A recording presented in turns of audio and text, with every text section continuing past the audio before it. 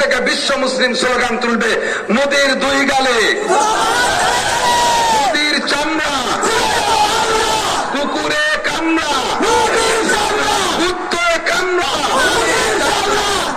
ইন্নাল হামদুলিল্লাহ ওয়াসসালাতু ওয়াসসালামু আলা মান লা নাবিয়্যা বা'দাহু। আম্মা বা'দ, ফাআউযু বিল্লাহি মিনাশ শাইতানির রাজীম। বিসমিল্লাহির রহমানির রহিম। লাকাদ কানা লাকুম ফি রাসূলিল্লাহি উসওয়াতুন হাসানাহ। সাদাকাল্লাহু মাওলানাল আযীম। আজকে গোপালগঞ্জ ওলামা পরিষদের উদ্যোগে আয়োজিত ভারত থেকে নবী আলাইহিস সালাতু ওয়াস সালামের শানে যে কটূক্তি করা হয়েছে তার প্রতিবাদে আয়োজিত সমাবেশের সম্মানিত সভাপতি এবং আমার প্রাণপ্রিয় গোপালগঞ্জ ওলামা পরিষদের সকল সদস্যবৃন্দ, উপস্থিত তৌহিদি জনতা, আজকের এই বিষয়ে আলোচনার সকল বক্তার সকল ওলামায়ে কেরামের একই, আমাদের সকলেরই প্রাণের দাবি। প্রখর রৌদ্রের ভিতরে আমি কথা বলাবো না, আরো আমাদের মুরব্বী ওলামায়ে কেরাম আছে। শুধু দুঃখের সাথে পরিতাপের সাথে বলা লাগে, ভারত হইছে আমাদের প্রতিবেশী, আমাদের থেকে শুধু নিতে জানে, কখনো ভালোবাসা দিতে জানে না। শুধু খাইতে জানে, খাওয়াতে জানে না। পানি দেবে না, আবার বস্তা বস্তা ইলিশ মাছ খাওয়ার জন্য জিব্বা বের হয়ে বসে থাকে।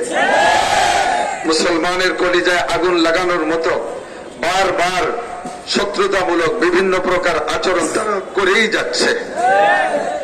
ভারত হইছে সকল ভেজালের কারখানা, জাগতিক ভেজাল, ধর্মীয় ভেজাল, সকল ভেজালের কারখানা ভারত।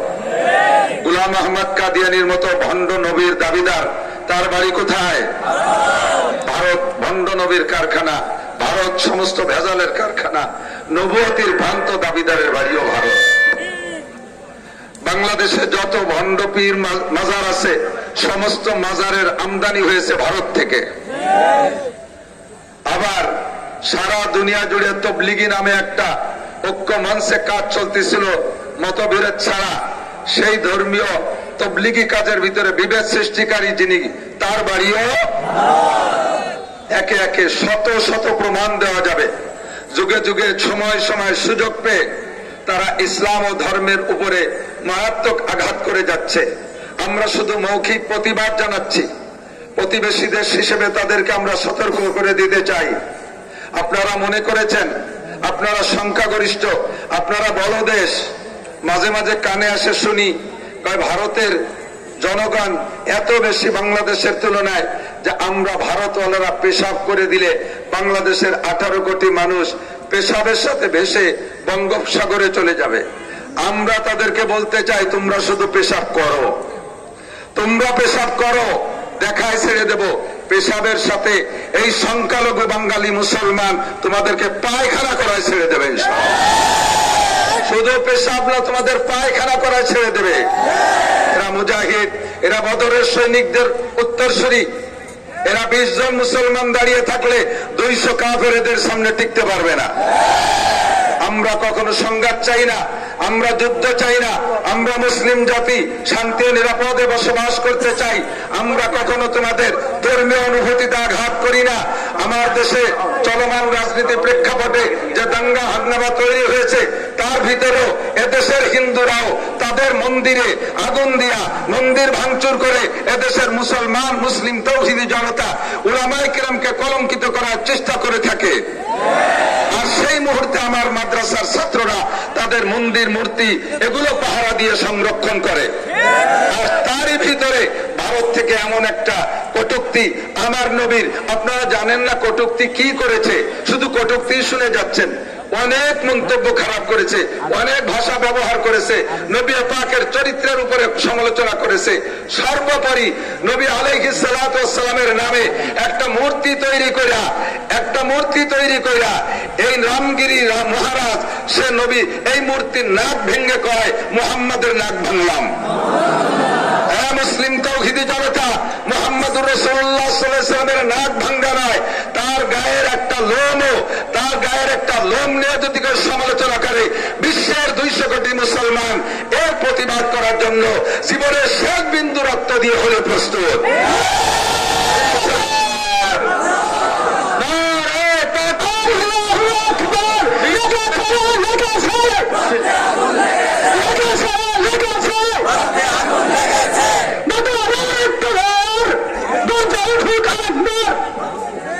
মুসলিম তৌহিদি জনতা, আমরা বিশ্বাসী 20 জন মুসলমান দাঁড়িয়ে থাকলে 200 কাফের মুসলমানের সামনে টিকতে পারে না। আমাদের জীবনের শেষ বিন্দু রক্ত দিয়ে হলেও এই মুহূর্তে আমরা দেখিয়ে দিতে চাই, বিশ্বনবী 1000 বছর আগে ভবিষ্যৎবাণী দিয়েছে বিশ্বের সর্বশ্রেষ্ঠ যুদ্ধ হবে, কি বলা হয়, গাজওয়ায়ে হিন্দ। হিন্দুস্তান থেকে উঠবে, হিন্দুস্তানের অমুসলমানরা ইসলাম নিয়ে কটূক্তি করবে আর মুসলমানরা তার প্রতিবাদ করবে। এই যুদ্ধ হবে বিশাল যুদ্ধ, সেই যুদ্ধে মুসলমান বিজয়ী হবে ইনশাআল্লাহ। আমার মনে হয় সেই সময় অতি নিকটে চলে এসেছে। আমাদের যা কিছু আছে সব কিছু নিয়ে সর্বক্ষণ প্রস্তুত থাকতে প্রস্তুত। আমি আর রুদ্রের ভিতরে কথা বলাবো না, আমাদের পরবর্তী বক্তারা আছে, আরো উলামায়ে কেরাম আছে, সকলেই কথা বলবে। আল্লাহ পাক রব্বুল আলামিন আমাদের ঈমানি জজবায় টিকে থাকার তৌফিক দান করে। সর্বশেষ প্রস্তাব রাখছি, একটাই মাত্র কথা। কি বলা হয়, রামগিরি মহারাজ আর তার সমর্থনে নীতিশ, তার সমর্থনে বসে রামগিরিরে মারতেছে, এদিক টাকা